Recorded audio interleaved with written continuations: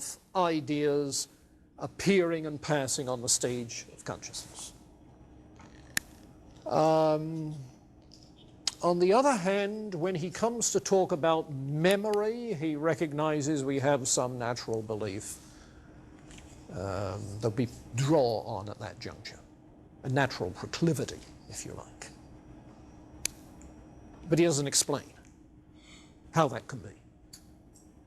What is it that has the proclivity, if all there is perceptions? You see. So no. Now the Whitehead question, yes, Whitehead does have to deal with this. You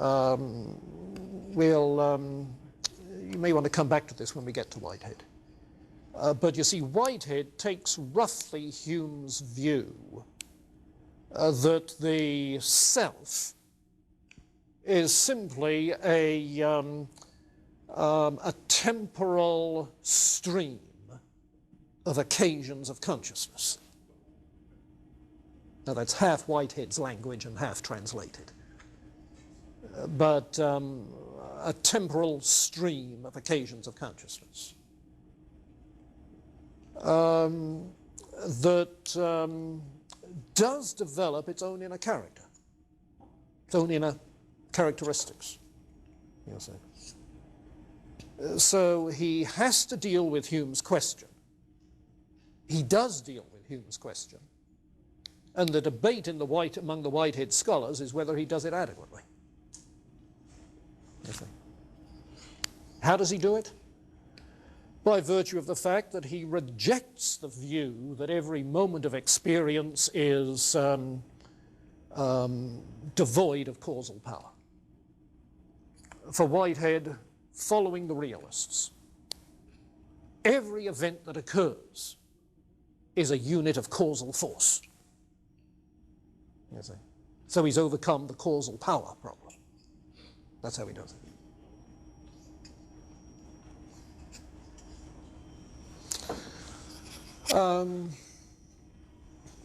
Okay, human freedom.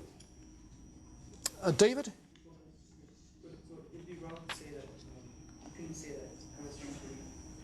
that Thomas belief had natural ideas. No, not natural ideas. He rejects the view that there are intermediary ideas between the mind and the object. He has natural beliefs. A belief is not an idea. A belief involves a judgment, you see. A judgment which recognizes, affirms the agreement or disagreement of ideas. Now that's different from an idea. Okay. Incidentally, some of you in your Hume outlines weren't seeing clearly the distinction between ideas and two kinds of knowledge, relations of ideas and matters of fact, and tend to view relations of ideas and matters of fact as further kinds of ideas. No, there are two kinds of judgment, two kinds of knowledge. Ideas are simply simple, complex, and preceded by impressions. Yeah. Okay, freedom and determinism. Recall David Hume, who said that while we have no knowledge of necessary connection, the constant conjunctions of the same pairs of things, antecedent, consequent, again and again and again, leads us to believe in causal connection. And inasmuch as those kinds of regularities occur in human experience and are admitted by both the advocate of human liberty, human free will, and the advocate of determinism, necessitarianism, there's really nothing to choose between the two views. Now, Reid disagrees strongly. Reid says that there is a causal power involved in human action which is distinctive. He calls it the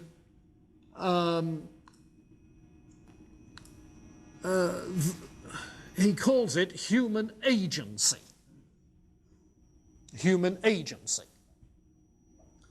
As a result of which, in the 20th century discussion, we distinguish between agency causation and simply physical causation. Agency causation involving the human agent. Now, what Reid is maintaining is that our own causal agency is a kind of power, causal power, of which we have direct awareness. Our own causal agency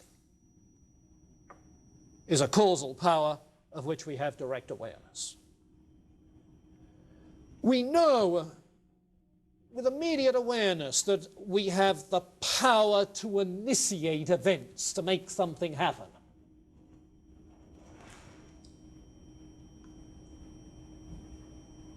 And so I have the power to say that's the end of class and you can leave. And I'm sure it would initiate a happening, but not yet.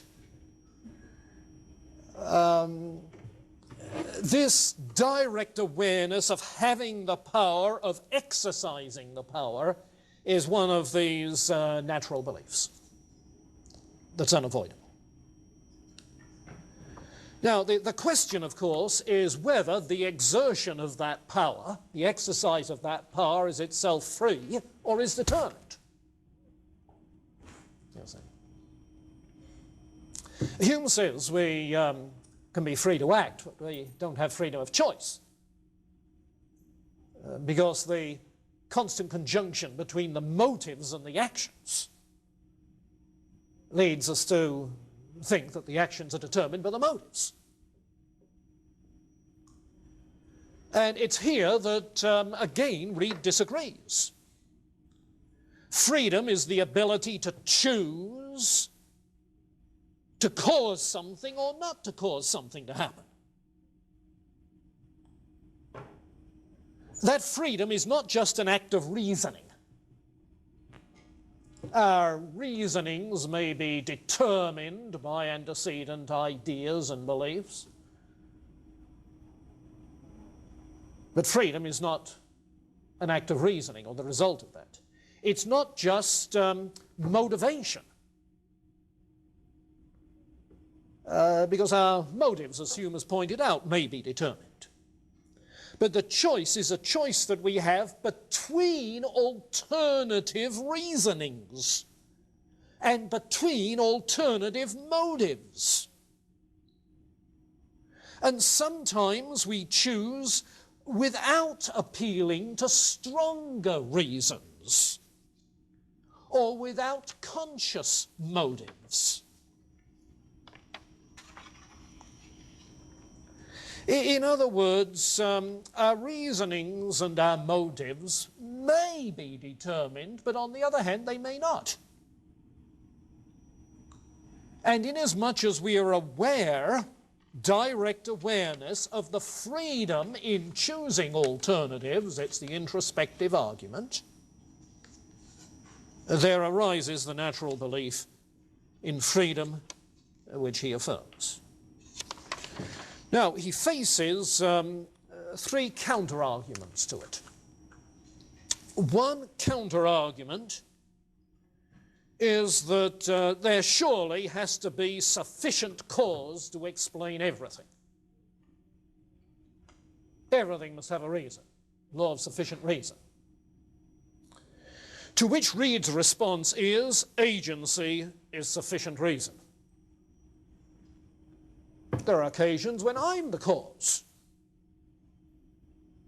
and my choice.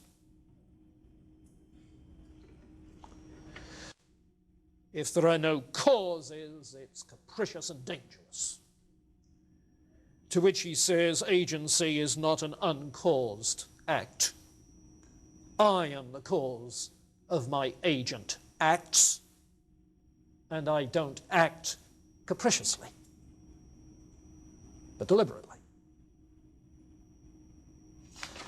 The third objection is that free choice is in fact possessed only by God, who causes everything. You remember the view that God is the all-powerful one, has all the power. So the objection is, if God has all the power, how could we have the power as agent causes? To which Reid's response is that foreknowledge, the fact that God might know what's going to occur, foreknowledge does not force it to occur. That is to say, there are secondary causes, such as agents, who are the causes involved in producing things. So he responds to those rather standard kinds of arguments, however adequately, of course, is what is often debated.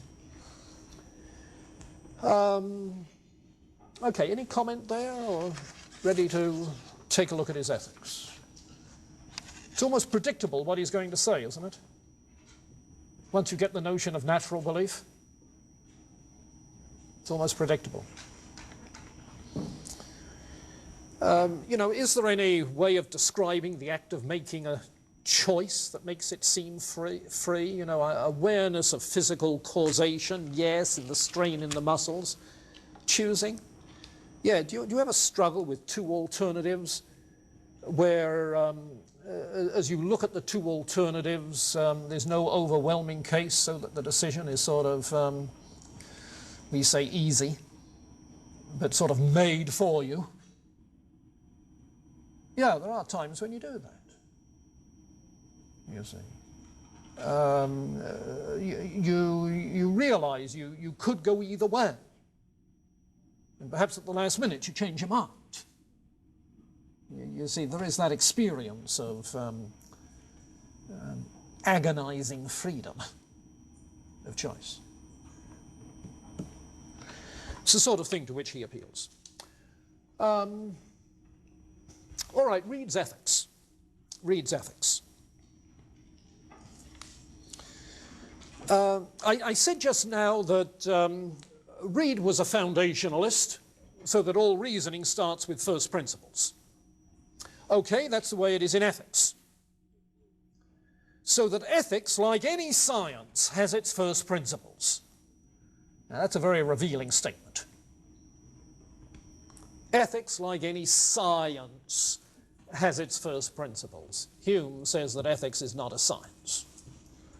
Metaphysics is not a science, because there are no first principles from which you deduce. But Reid says that ethics is a science, and there are first principles from which you deduce. Now, he talks about these first principles in various ways. Let me list the ways in which he talks about them. These are sort of synonymous phrases, as best I can see.